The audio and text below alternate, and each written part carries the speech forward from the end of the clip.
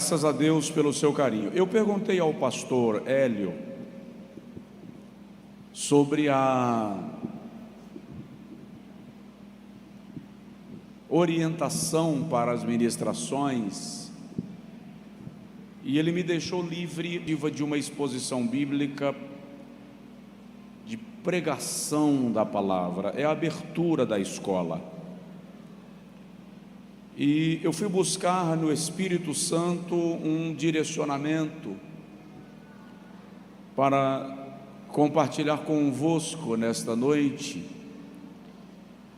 E o Senhor me trouxe uma palavra no profeta Ezequiel, capítulo de número 37. E durante a viagem, enquanto voava, eu fiz alguns rabiscos para compartilhar com os irmãos desta noite, e quero falar sobre um exército ou um vale de ossos secos. Um exército ou um vale de ossos secos. Ezequiel capítulo 37. Normalmente eu não leio muitos versículos, mas hoje eu quero ler do versículo 1 até o versículo 10. Se o irmão puder deixar a sua Bíblia aberta durante a reflexão, eu acho que vai lhe ajudar bastante. E se o irmão tiver o hábito de riscar, escrever, anotar, rabiscar a borda da sua Bíblia. Se você for do tipo que não gosta de riscar a Bíblia, porque gosta dela limpinha, bonitinha, arrume um jeito de anotar alguma coisa, porque o Espírito Santo vai falar conosco nesta noite, em nome de Jesus. Bom vê-lo. Deus abençoe. Ezequiel capítulo 37, versículo 1 diz assim: Veio sobre mim a mão do Senhor, e Ele me fez sair no Espírito do Senhor, e me pôs no meio de um vale que estava cheio de ossos, e me fez passar em volta deles, e eis que eram muito numerosos sobre a face do vale, e eis que estavam sequíssimos. E me disse: Filho do homem, porventura viverão estes ossos?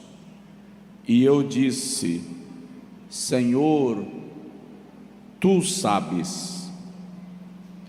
Então me disse: profetiza sobre estes ossos e dize-lhes: ossos secos, ouvi a palavra do Senhor. Assim diz o Senhor Deus a estes ossos: eis que farei entrar em vós o Espírito, e vivereis. E porei nervos sobre vós, e farei crescer carne sobre vós, e sobre vós estenderei pele, e porei em vós o Espírito, e vivereis, e sabereis que eu sou o Senhor. Então profetizei como se me deu ordem, e houve um ruído enquanto eu profetizava,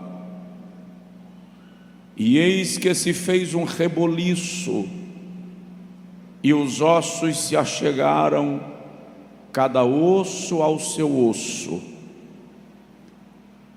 E olhei, E eis que vieram nervos sobre eles, e cresceu a carne, e estendeu-se a pele sobre eles por cima, mas não havia neles espírito.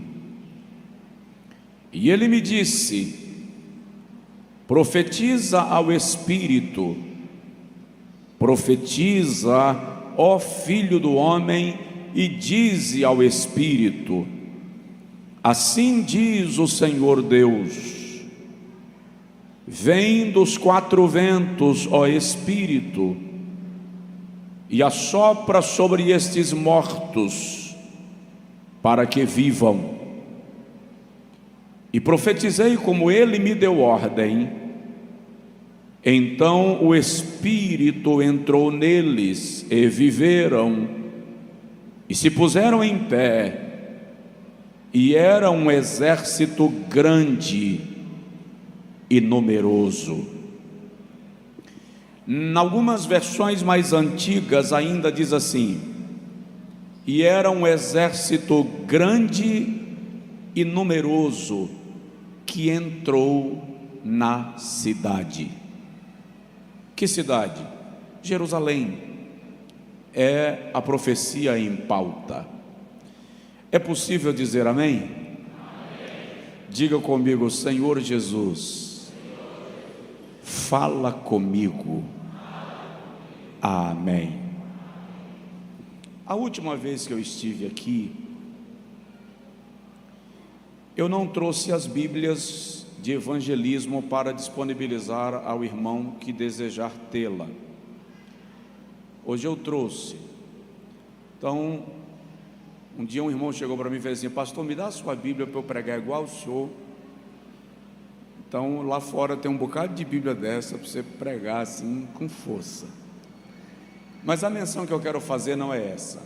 Em língua portuguesa, esta versão é considerada a mais antiga, portanto, a mais arcaica.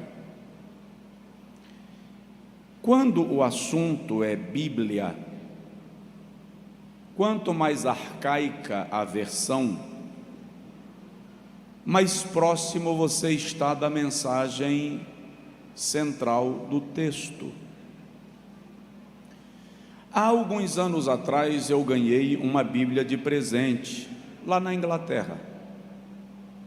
A Universidade de Oxford estava retirando alguns volumes que ela tivesse em excesso. E havia uma Bíblia, uma versão de 1612. E eu ganhei uma. Ok. E eu ganhei uma. Para trazer, quase eu pago excesso de bagagem, porque ela deve pesar mais ou menos uns 17 quilos. E o texto, esse texto nela encerra dizendo: um exército grande e numeroso que entrou na cidade. Deus não faz um milagre na sua vida sem ter como propósito te enviar a algum lugar, para alguma missão e com um propósito. Porém, o propósito só se cumpre quando o Espírito entra. Vou repetir: o propósito só se cumpre quando o Espírito entra. Ezequiel é um dos cativos espalhados no território do império, um dos cativos de Judá. De algum modo se entende que o ministério profético de Ezequiel desponta no período do cativeiro. Ele começa dizendo no capítulo 1 que ele estava às margens do grande rio, e às margens do grande rio ele diz: eu vi visões de Deus. De modo incrível, a primeira visão de Ezequiel não tem nada a ver com a terra.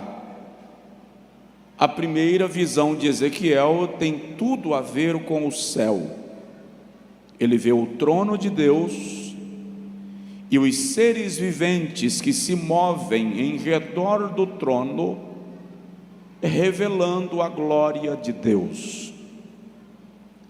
Posteriormente, lá no Apocalipse 4, a gente vai entender quem são os seres que Ezequiel vê no capítulo 1. São querubins que estão diante do trono e dançam, bailam, se movem de forma sobrenatural, extraordinária, orquestrada e harmoniosa, revelando a grandeza da glória de Deus. Mas os querubins são mais ainda, eles são os guardiães dos oráculos de Deus, os guardiães dos mistérios da salvação. Não é por acaso que na visão de Ezequiel e na visão de João, um tem o rosto de um homem, outro tem o rosto de uma águia, outro tem o rosto de um boi, e o outro tem o rosto de um leão.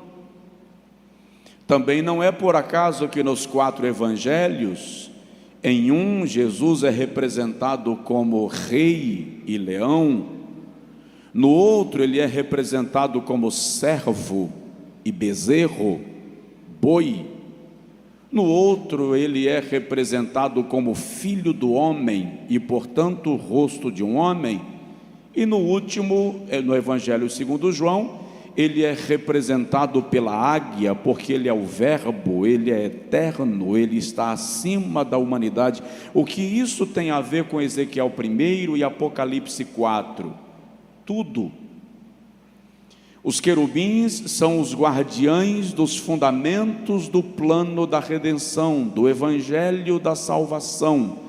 Eles são fiscais de Deus, no que tange a fidelidade, a lealdade daqueles que proclamam a salvação. Agora, Ezequiel está às margens do rio Quebar.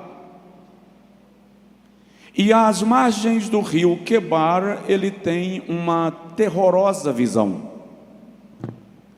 A visão de Ezequiel 37 está mais para um filme de horror do que para uma visão extraordinária e gloriosa. Ele vê um vale,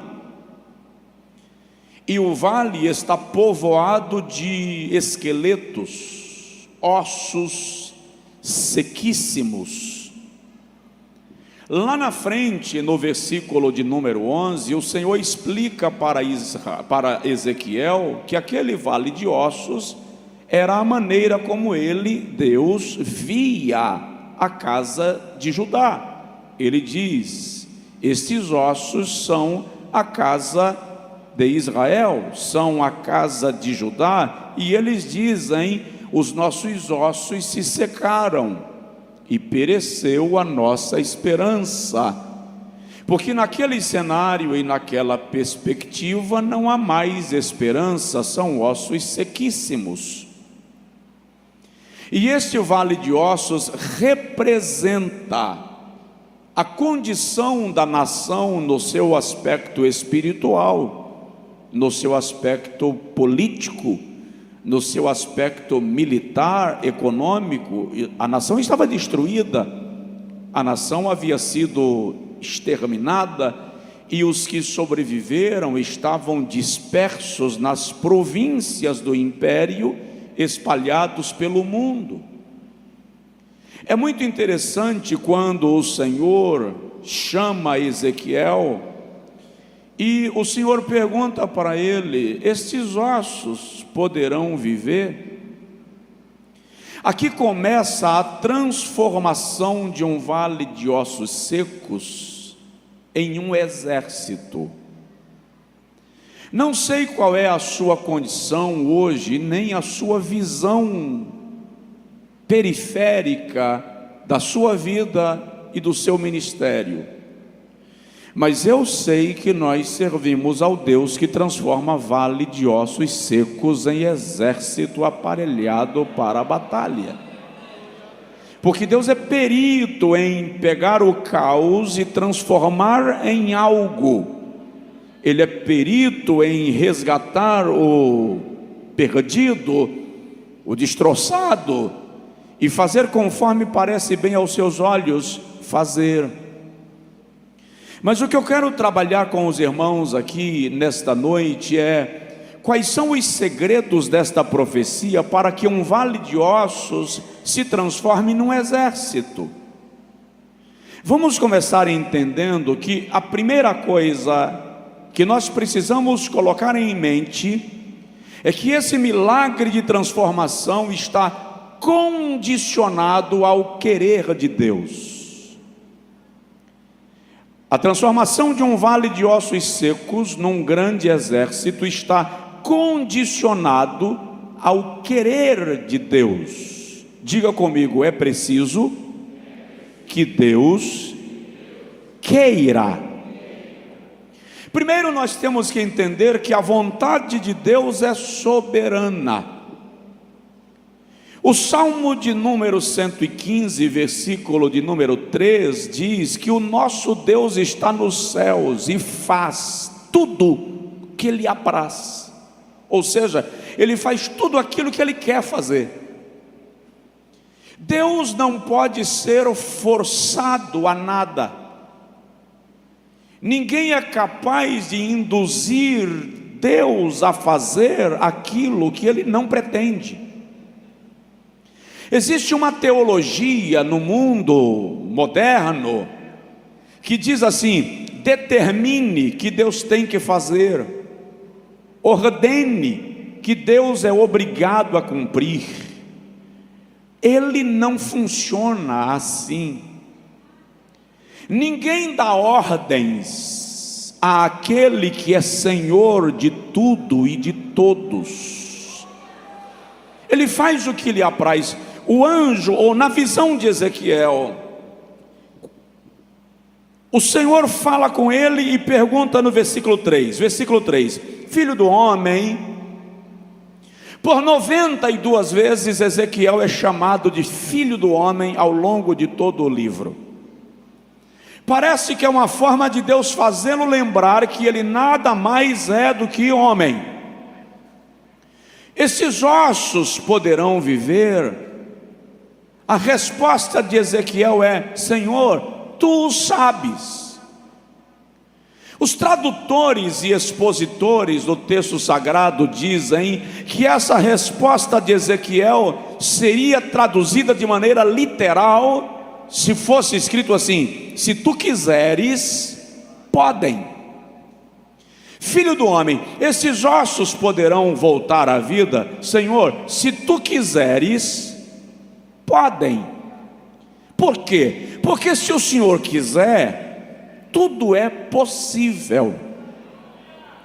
Um dia um leproso chegou perto de Jesus em Mateus capítulo de número 8 e perguntou: Senhor, se queres, podes tornar-me limpo. Jesus disse: quero ser limpo. Todo milagre na nossa vida começa na vontade de Deus.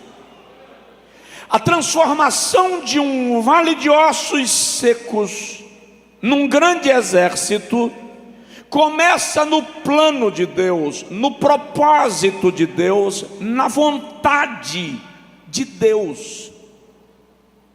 O apóstolo Paulo diz aos Romanos, no capítulo de número 12, versículo de número 2, que a vontade de Deus opera em 3 níveis. Sua vontade é boa, agradável e perfeita.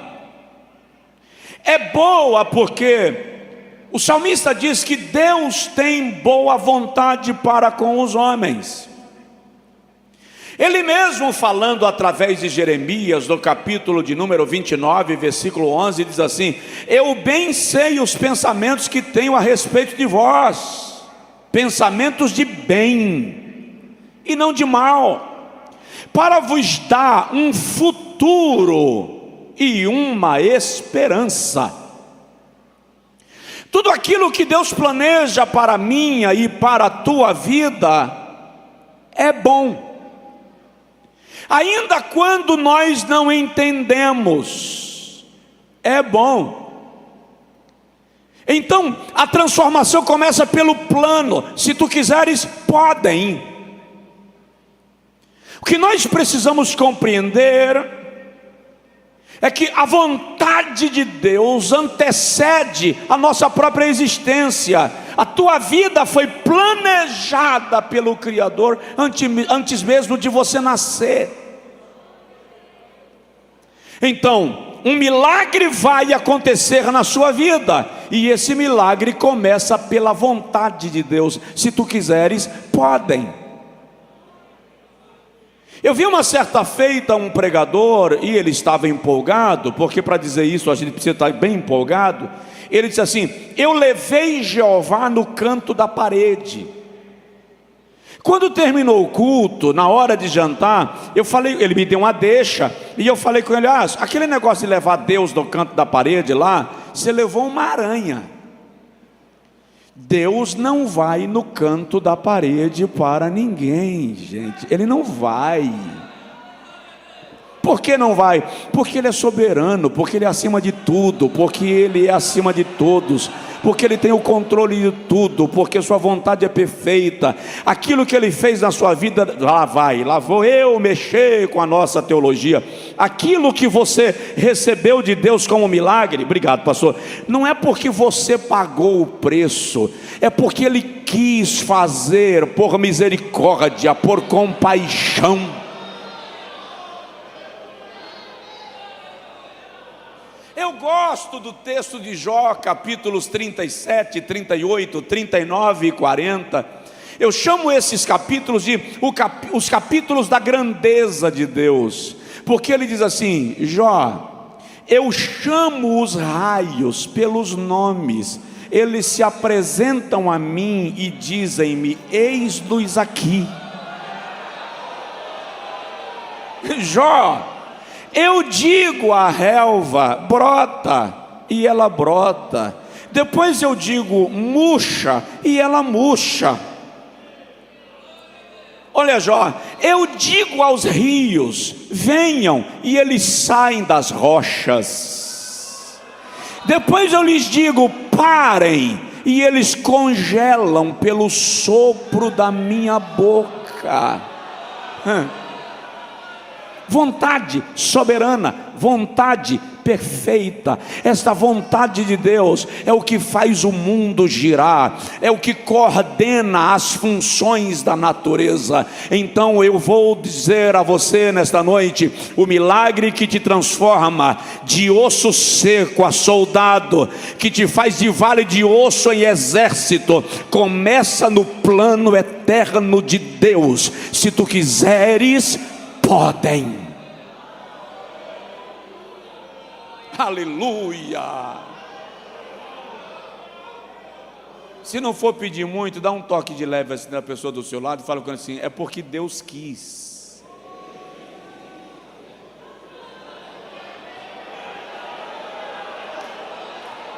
Aleluia. Aleluia.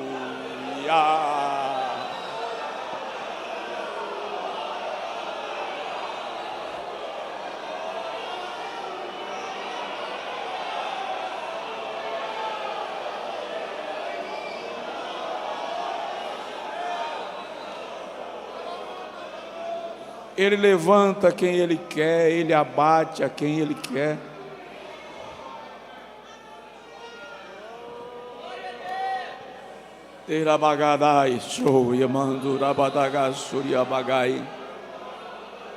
Segundo,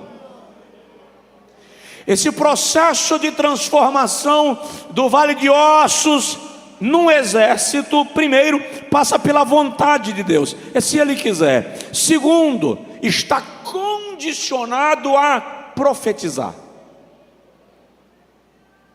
Deus quer, Mas você precisa fazer alguma coisa. Profetize,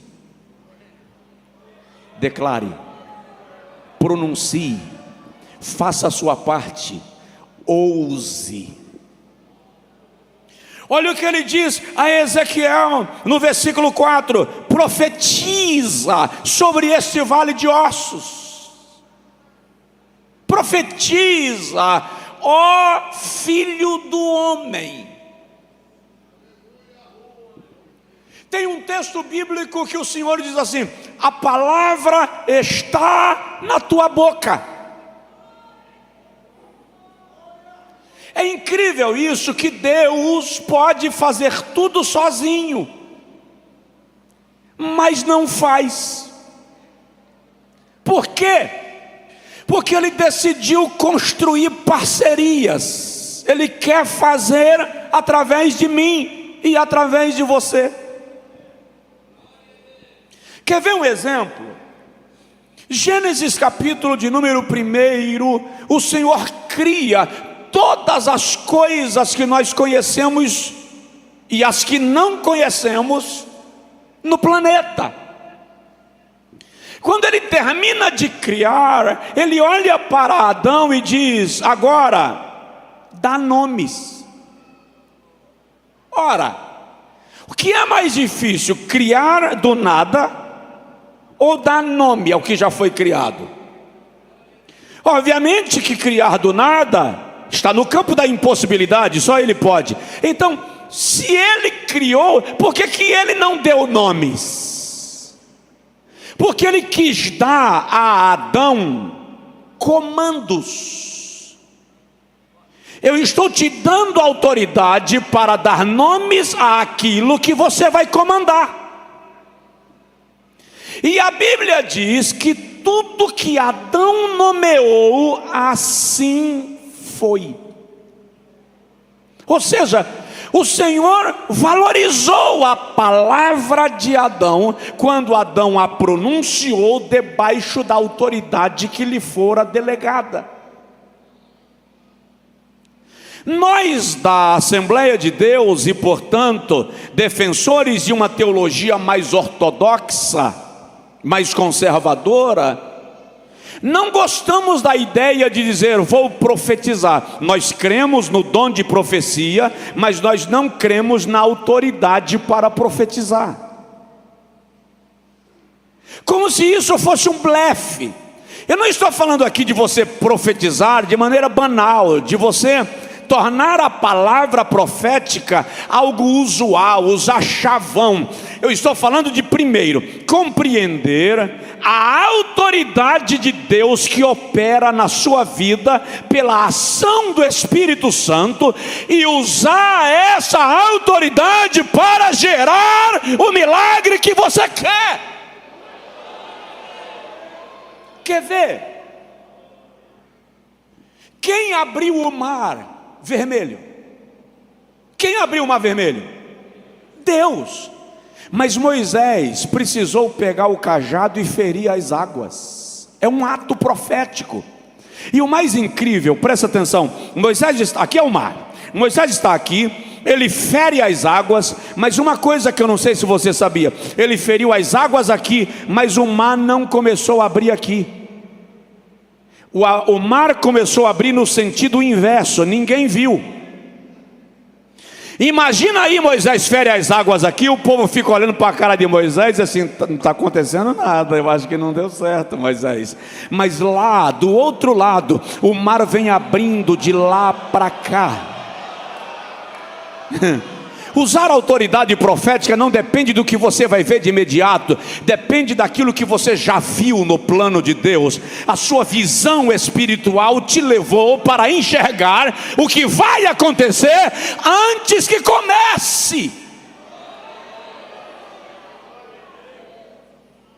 Segundo livro dos Reis, capítulo de número 13, quando Jeoás vai visitar o profeta Eliseu, a Bíblia diz que Eliseu já é um homem velho. Os estudiosos dizem que Eliseu ali tem mais ou menos 82, 84 anos. E está escrito que ele estava doente da doença da qual veio a morrer.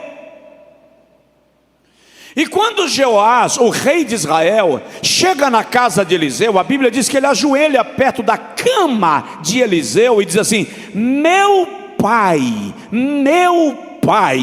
tu és como um exército aparelhado para a guerra.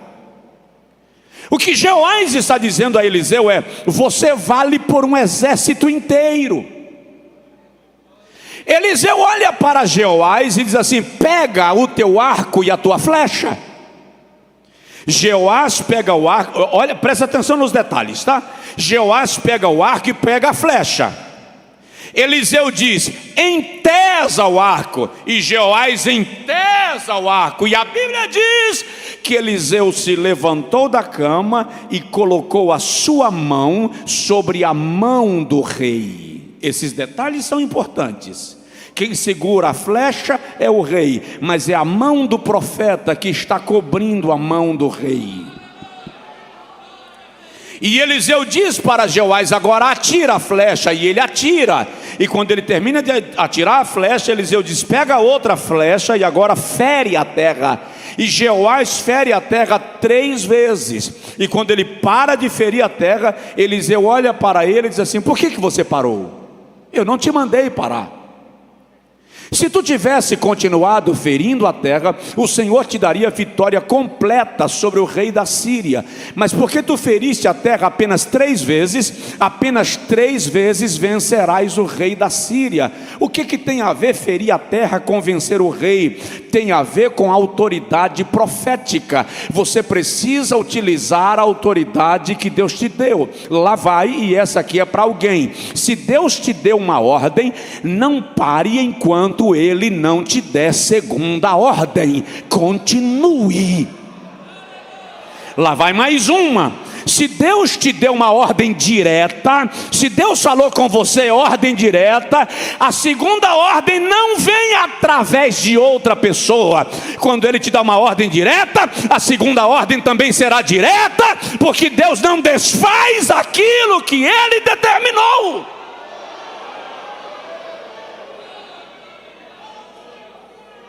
Deus fala comigo, e agora vem alguém que Deus usa para me dizer o contrário. Eu já vi um profeta ser morto por um leão por causa disso. Porque o Senhor diz para ele: não bebas água aqui, não coma aqui, não receba presente aqui, e nem volte pelo mesmo caminho. Quando ele terminou de fazer a obra, chegou outro profeta e dizia: mas Deus também fala comigo e me diz para você comer aqui, para você beber água aqui e você receber presente. Quando ele termina de fazer tudo isso, o leão o mata. Presta atenção: se Deus falou direto com você sobre algo, não fique esperando Ele trazer ninguém para falar a segunda vez. Ele falou com você. Se Ele tiver mais algo para falar, Ele vai falar com você. Tem alguém aqui? Estou sendo radical demais? Use a autoridade profética. Na cidade onde o Senhor está pastoreando, no bairro onde o Senhor está pastoreando, use a autoridade profética. Tome um tempo de oração, se levante numa madrugada dessas, caminhe pela sua cidade, nessas ruas da sua cidade, tome posse da cidade onde Deus lhe colocou. Seja mais do que pastor de uma denominação, seja autoridade espiritual na cidade que Deus te colocou, seja sacerdote lá, seja profeta lá. A cidade é grande demais, pastor. Vai nas principais entradas e determina profeticamente. Pastor, ninguém vai entender. Presta atenção: Deus não chamou você para que a multidão te entenda. Deus chamou você para que a multidão veja que Ele lhe colocou lá. Profetiza.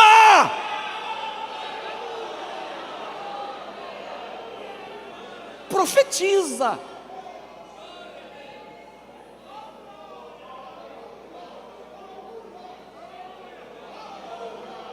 Tem um vale de ossos secos para ser transformado em exército.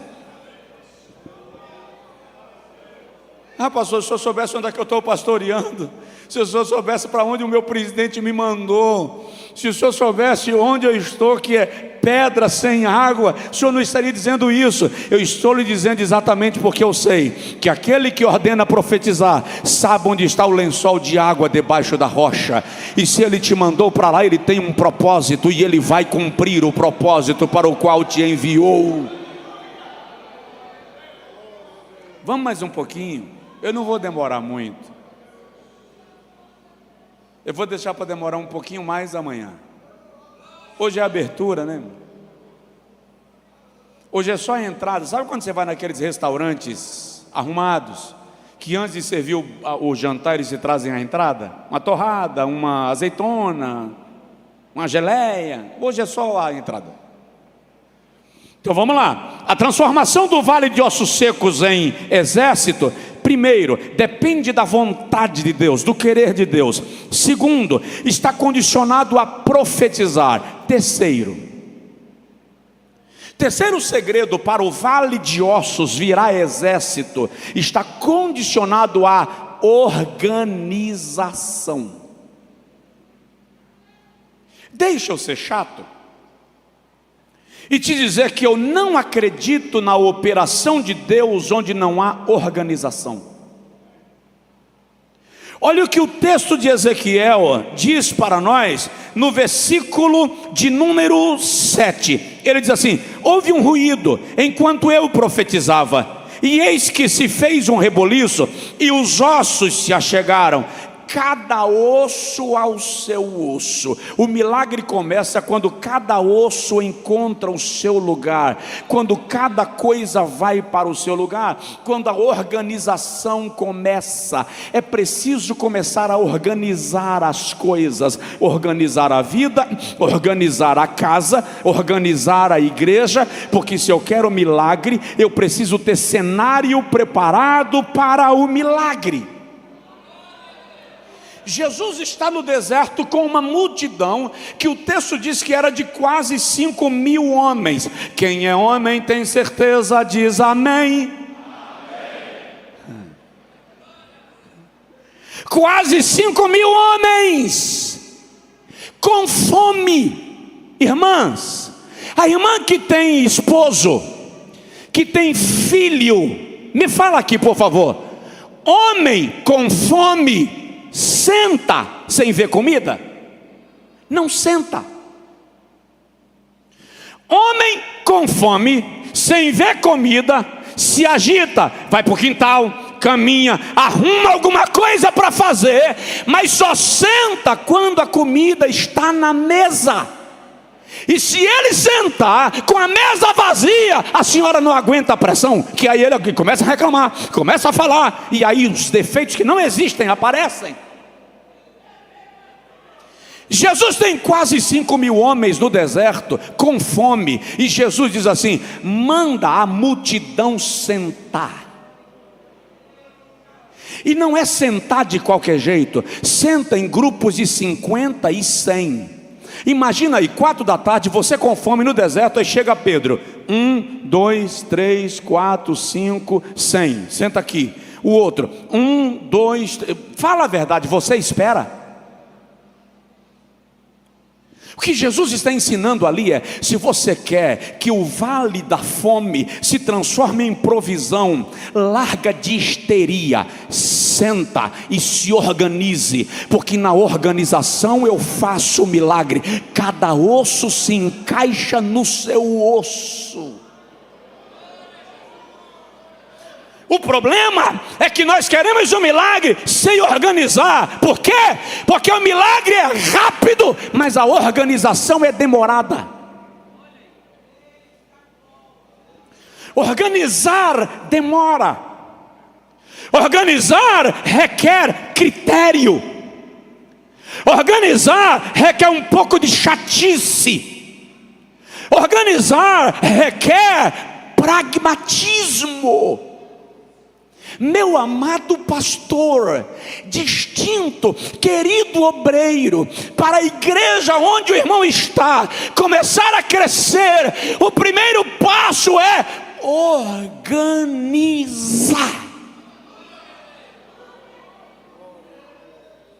arrumar a casa. E sabe uma informação chata que toda dona de casa conhece? É impossível organizar sem desarrumar. É impossível organizar sem bagunçar. Ninguém faz faxina na casa sem tirar os móveis do lugar. Cadeira vai para cima da mesa, sofá da sala vai para outra sala, poltrona vai para a varanda, a cama levanta. Se alguém chegava a dizer: houve um terremoto, a dona da casa diz: não é terremoto, é arrumação. Tem coisa na sua vida que parece que está havendo um terremoto, parece um vendaval, e na verdade não é terremoto, é Deus desarrumando as coisas para organizar.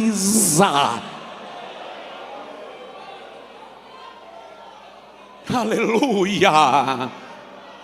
O milagre só começou na vida de Jacó quando ele começou a manquejar.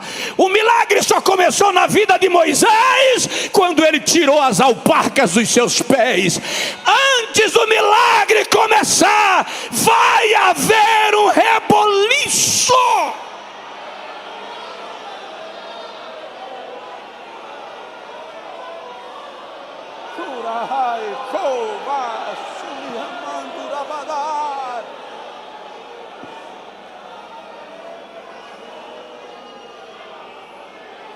E não é reboliço para mal, é reboliço para bem. Qual? Obrigado.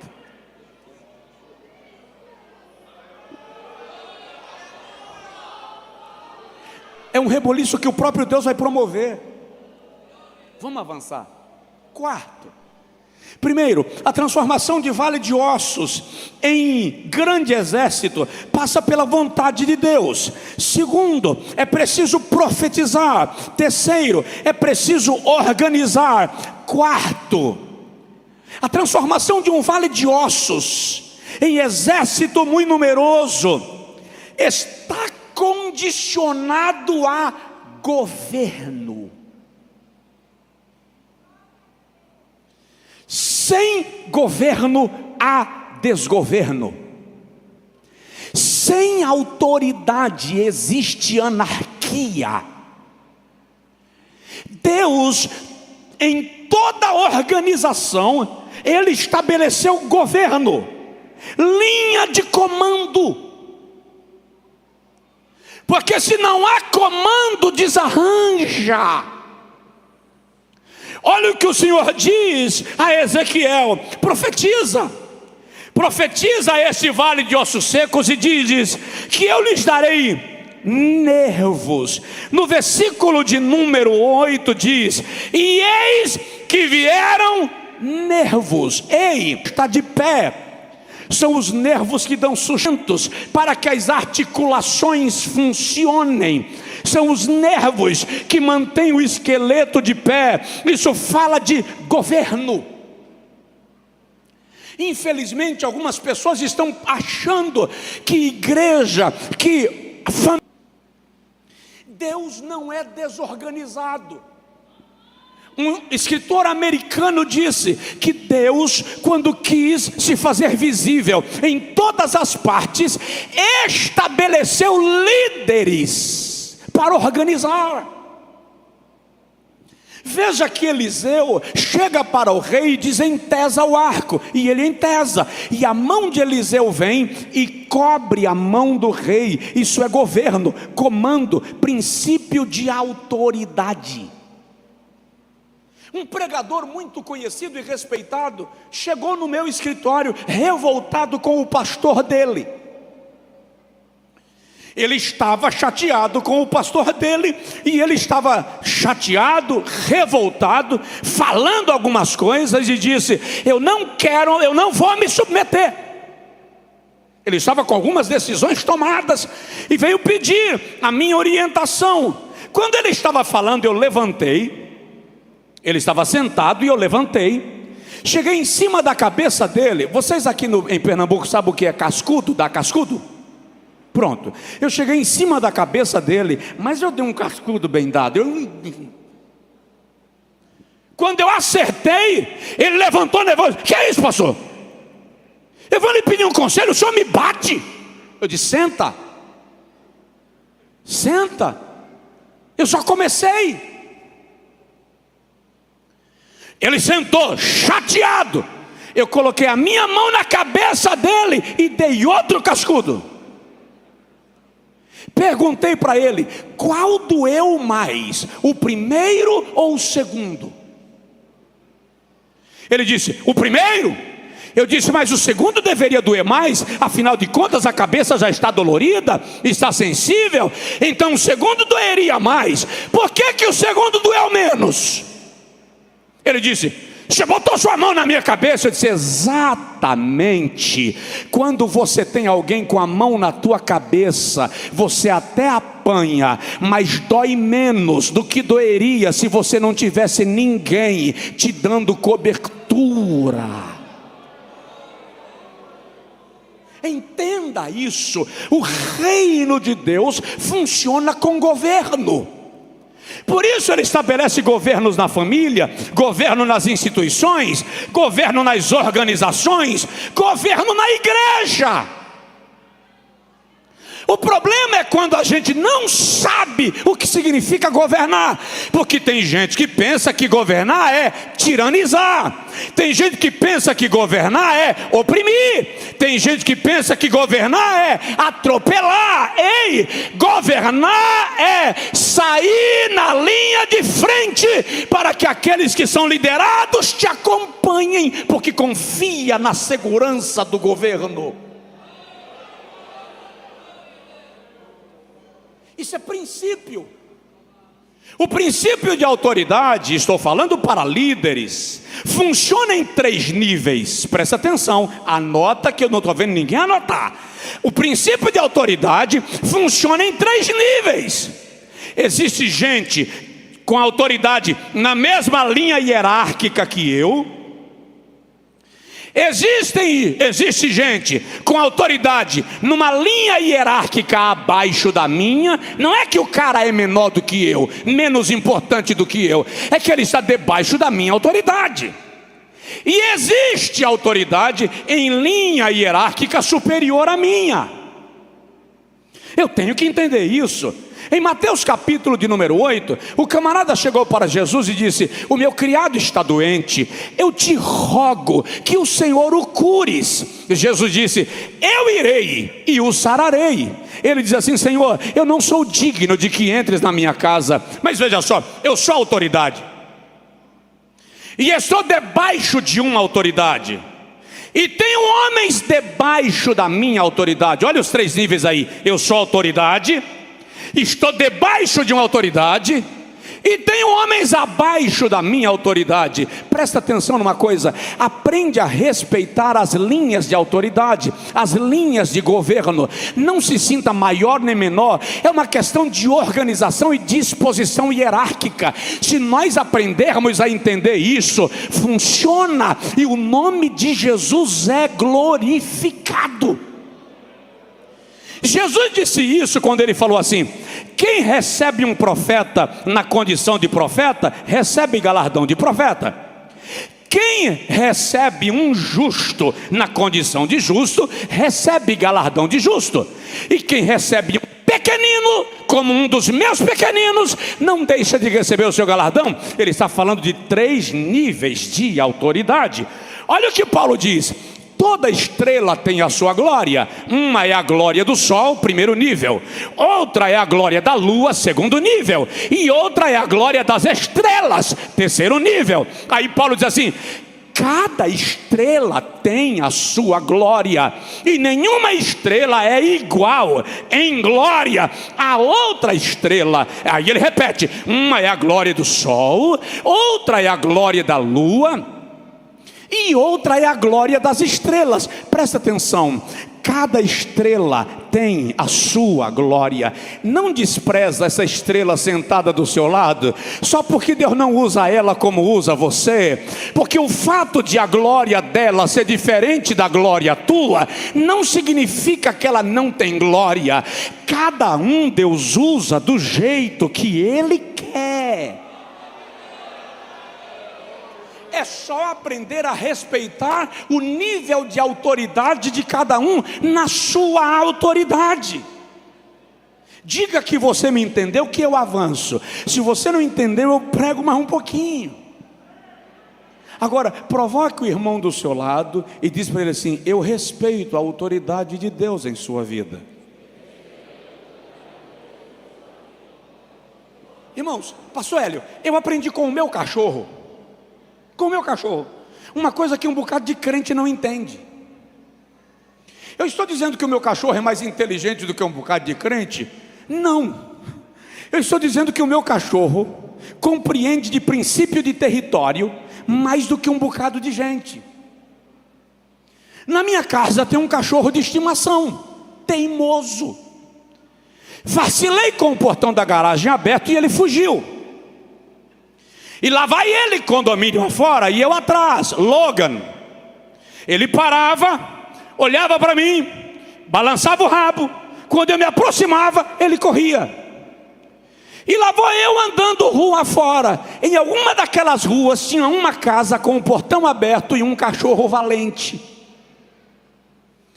Quando o cachorro daquela casa viu o meu cachorro covarde e teimoso, partiu para cima.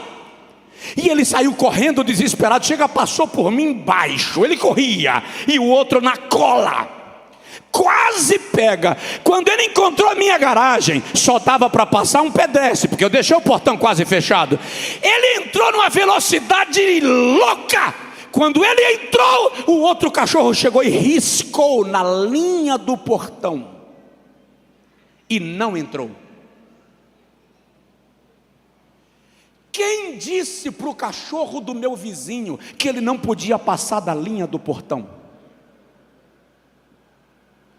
Lei de autoridade. Você tem que entender que a autoridade é territorial. Em cada lugar Deus estabeleceu autoridades. Na casa tem autoridade, na igreja tem autoridade, no bairro tem autoridade. Você tem que entender que o mundo espiritual funciona com governo e por governo.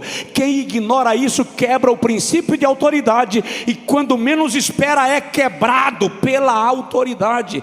O vale de ossos vai virar exército, mas defina princípios de autoridade na sua vida. Vamos lá, Ezequiel vai nos ensinar que a transformação de um vale de ossos em um exército numeroso está condicionado à restauração. Porém nervos, diz o versículo de número 8, e diz assim: e cresceu carne. Era um vale de ossos, agora está aparecendo carne. A restauração começou. Diga comigo: o Senhor vai restaurar a minha história. Diga comigo: o Senhor vai restaurar o meu ministério. Eu não sei onde quebrou, eu não sei o trauma que você viveu, a frustração que você passou, mas eu sei que esse é um encontro no qual Deus começa um processo de restauração. Alguém te disse que você não serviria mais, que você não iria mais, que você não conseguiria mais, e o pior, você acreditou, porque quem estava te dizendo tinha autoridade sobre você, e o peso da palavra traspassou a sua alma. Mas enquanto esse alguém falava, aquele que é a fonte de toda autoridade estava dizendo: o homem está falando, mas eu estou escrevendo o contrário. Eu vou te levantar das cinzas, eu vou te curar das tuas feridas, vou restaurar a tua vida e vou te usar para a glória do meu nome. Igreja, Deus é perito em pegar vaso quebrado e fazer vaso novo. Deus é o Deus dos novos começos e das novas oportunidades. Das trevas Ele cria a luz, porque Ele é Deus que dá ordem contrária ao caos. Cresceu carne. Levante assim a sua mão comigo, por favor, e diga comigo: Senhor, opera restauração na nossa vida. Aleluia. Sabe o que eu acho lindo? Você precisa compreender, você nunca viu Jesus dizendo aos outros que Pedro lhe negou. É incrível como Deus é discreto. Jesus restaurou Pedro na frente de todo mundo, sem ninguém saber o que estava acontecendo. Você nunca viu Jesus falando que Pedro afundou no mar quando caminhou sobre as águas? E Jesus não trouxe Pedro no colo. Por quê? Porque quem viu Pedro sair andando sobre as águas, viu Pedro voltar andando sobre as águas. O afogamento é um assunto entre Pedro e Jesus.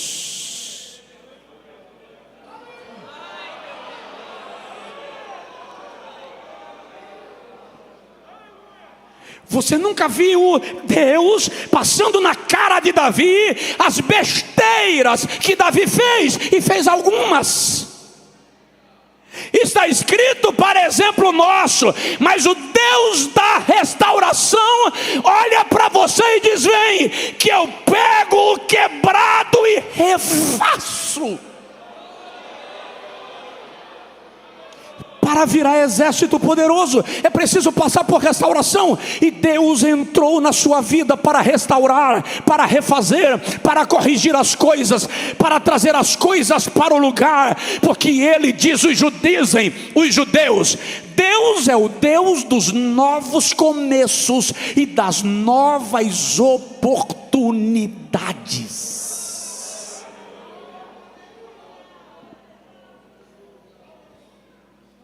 Lá no Monte Sinai, Ele escreveu a lei em pedras, mas no templo, Ele escreveu no chão.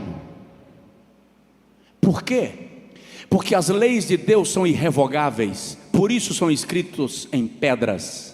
Mas os seus pecados não são permanentes, por isso é escrito na areia. O vento sopra e apaga, e não fica registrado, porque Deus é Senhor que restaura. Fica de pé, por favor, eu vou terminar.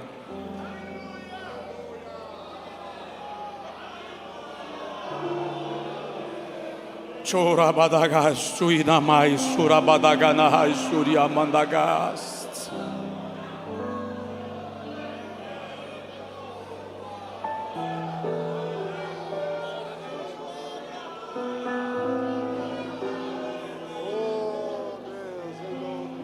Posso dizer mais? A transformação do vale de ossos secos em exército está condicionado à identidade.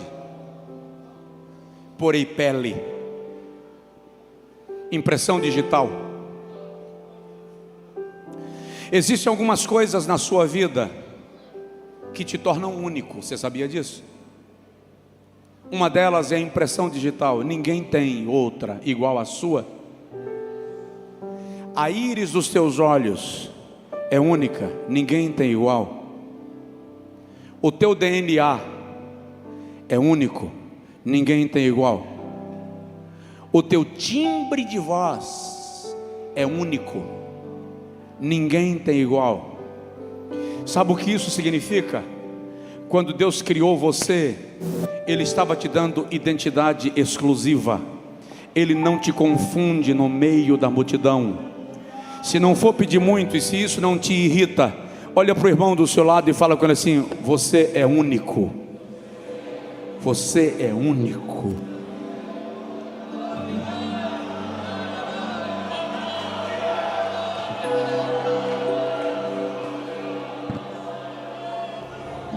Resgate a sua identidade. Resgate a sua individualidade. Não estou falando de individualismo. Individualismo é uma coisa, individualidade é outra. Resgate a sua individualidade. Lá vai. Seja você. Valorize o que Deus fez em você. Valorize o que Deus fez de você. Seja você.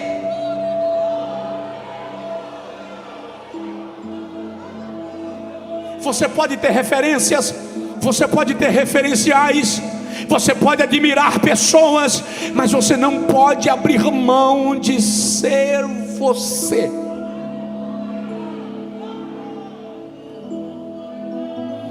Uma igreja precisa ter identidade. Uma família precisa ter identidade. Uma escola precisa ter identidade. Sabe o que é a logomarca de uma empresa? A sua identidade. A imagem da Apple vale mais do que o seu patrimônio físico.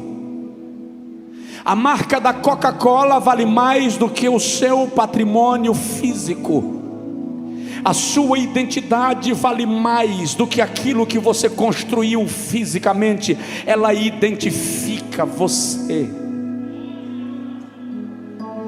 A restauração começa resgatando isso. Não se deixe.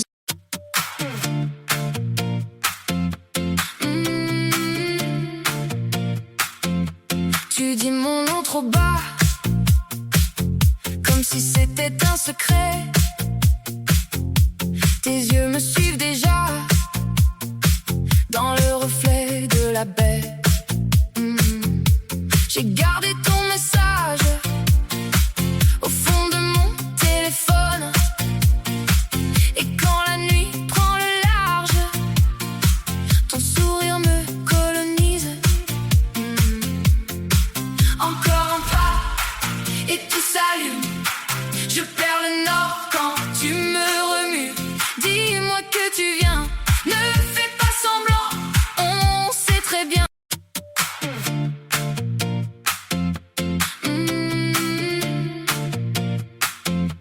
Tu dis mon nom trop bas, comme si c'était un secret.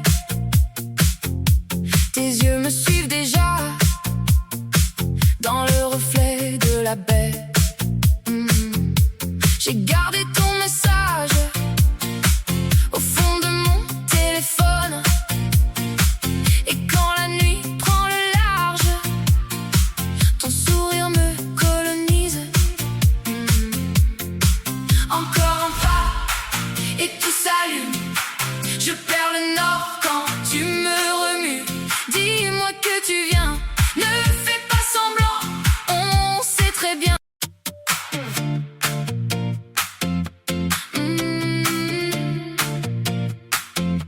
Tu dis mon nom trop bas, comme si c'était un secret. Tes yeux me suivent déjà, dans le reflet de la baie. J'ai gardé ton message au fond de mon téléphone. Et quand la nuit prend le large, ton sourire me colonise. Encore un pas et tout s'allume. Je perds le nord quand tu me remues. Dis-moi que tu viens, ne fais pas semblant, on sait très bien.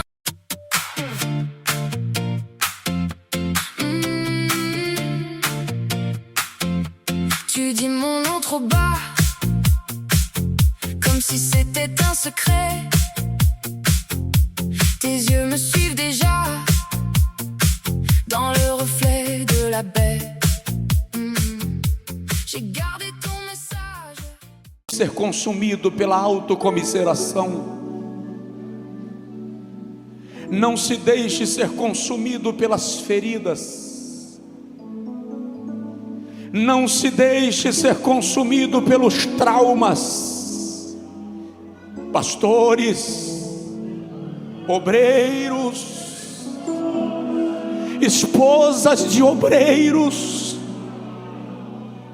esposas de pastores. Aliás, alguém já escreveu que a mulher do pastor é a mulher da igreja que não tem nome. Tem, a senhora tem identidade.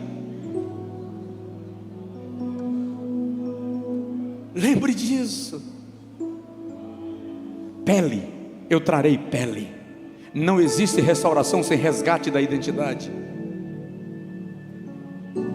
sem resgate de quem você é. Ontem eu atendi um grande líder, um pastor, um homem que rasgou estradas, abriu trilhas, edificou igrejas, formou obreiros, ganhou milhares de almas, dirigiu milhares de cultos, mas que está encerrando a sua carreira frustrado, triste, decepcionado, com a sensação que não fez nada e que está deixando uma dívida impagável, rosto cabisbaixo, semblante caído, lágrima nos olhos. E eu olhei para ele e disse: não se permita isto. Deus não é injusto para esquecer o vosso trabalho e a alegria com a qual os servistes e ainda os servis. Eu disse a ele: o senhor não ficou devendo nada a ninguém. O senhor cumpriu o seu ministério, cumpriu a sua missão. Sinta alegria em ter formado centenas de obreiros debaixo da sua tutela. Ele disse assim: mas eu errei em algumas decisões, eu falhei em algumas escolhas, eu tropecei em alguns momentos. Eu disse para ele: Abraão também, Moisés também, Davi também, Paulo também, Pedro também. O único que não tropeçou em decisões, o único que não tropeçou em falhas, é o único que olha e diz assim: aquele dentre vós que nunca tropeçou em decisões, que nunca errou em escolhas, atire a primeira pedra. Aí quando ele viu que todos erraram em decisões, que todos tropeçaram em escolhas, ele disse: não tem problema, fiquem todos tranquilos, porque eu vou subir os degraus do Calvário, e lá eu vou dar a minha vida perfeita pela vida imperfeita de vocês, para que a minha perfeição alcance vocês.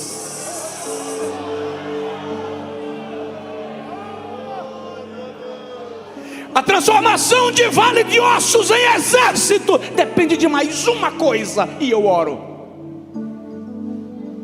depende da ação do Espírito Santo.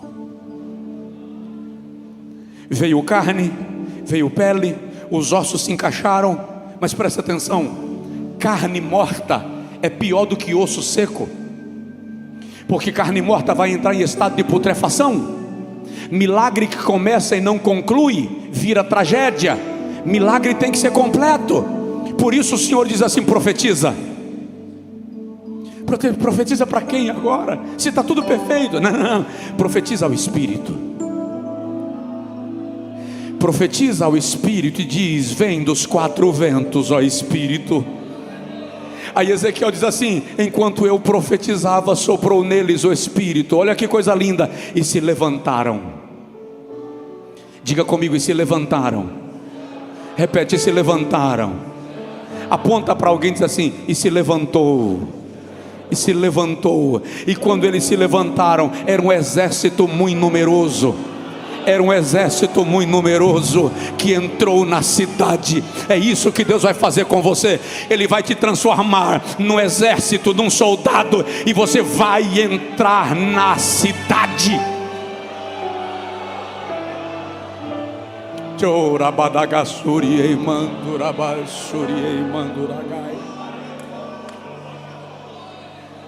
Deus não está te restaurando para nada. Ele está te restaurando para algo. O exército se levanta e entra na cidade. É tempo de conquistar.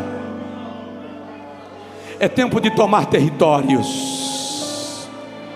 É tempo de invadir espaços. É tempo de derribar muralhas. É tempo de pisar serpentes e escorpiões. Chegou o tempo de avançar sem olhar para trás. Apenas avançar, apenas avançar. Enquanto eu avanço, estão atirando pedras. Não tem problemas, pedras não andam, você anda. Enquanto jogam pedras, você avança, que elas vão ficando para trás. Não pare!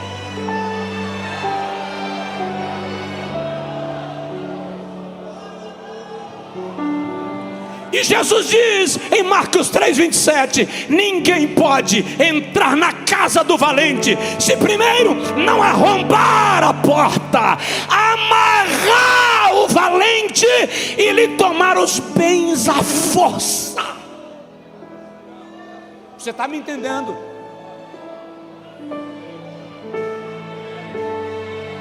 Você não chega aqui e diz assim: seu Satanás, dá licença que eu quero fazer uma obra para Deus aqui. Não é assim. Jesus diz: arromba a porta, force, vai com força, porque o reino dos céus é tomado à força. Quando você abrir a porta, que o valente vier, amarre-o. É para isso que Deus te deu comando, autoridade, poder, domínio. Foi para isso que o Senhor te colocou como autoridade. Amarre. Diga ao principado da sua cidade, diga ao principado do seu bairro, que ele não tem mais liberdade de agir, porque Deus te deu uma ordem.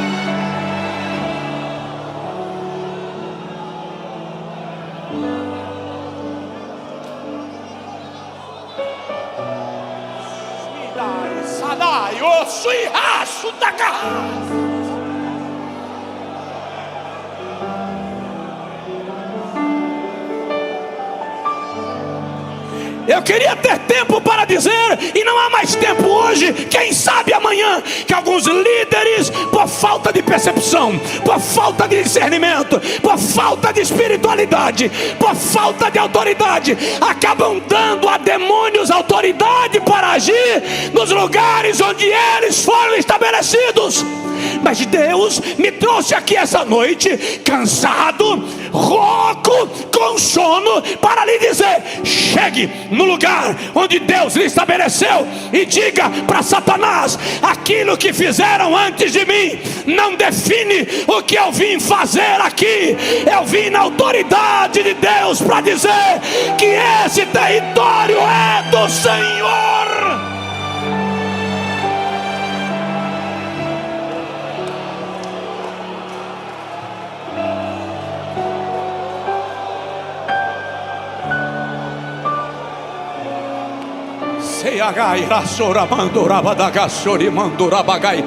Manto fiaste que peaçanduraga anorai osui que teribai gosunda da bagai. O Senhor derrama autoridade sobre a sua vida. O Senhor derrama autoridade sobre a sua vida. O Senhor derrama autoridade sobre a sua vida. O Senhor derrama autoridade sobre a sua vida. Espírito de Deus, sopra neste lugar. Sopra neste lugar. Transforma aquilo que era vale de ossos secos em exército. Transforma aquilo que era caos em oásis. Chama rio do meio do rochedo, mas reveste o teu servo de autoridade agora. E eu te peço, Senhor, cobre este homem agora, cobre esta mulher de autoridade. Cobre-o de autoridade. Veste esse irmão agora, Senhor. Veste essa irmã agora de poder. Veste de poder. Cobre de poder. Cobre de autoridade. Cobre de autoridade. Eu sei, o Espírito Santo está me dizendo que tem gente agora que a mente está fervilhando. Tem gente agora que a mente está borbulhando. Por quê, pastor? Porque um vulcão está entrando em erupção dentro de você. Um vulcão está entrando em erupção dentro de você. Alguém tentou enterrar os poços que o Senhor cavou dentro de você, mas o Espírito Santo está tirando as pedras. Vai entrar em erupção uma autoridade extraordinária, uma ousadia incomum, uma ousadia sobrenatural, uma unção poderosa está sendo liberada sobre a sua vida. Recebe, recebe, recebe, recebe, recebe da glória. Chora, fala em línguas, levante a mão, ajoelhe, deite, marche, não sei, recebe o que o Senhor está liberando sobre a sua vida.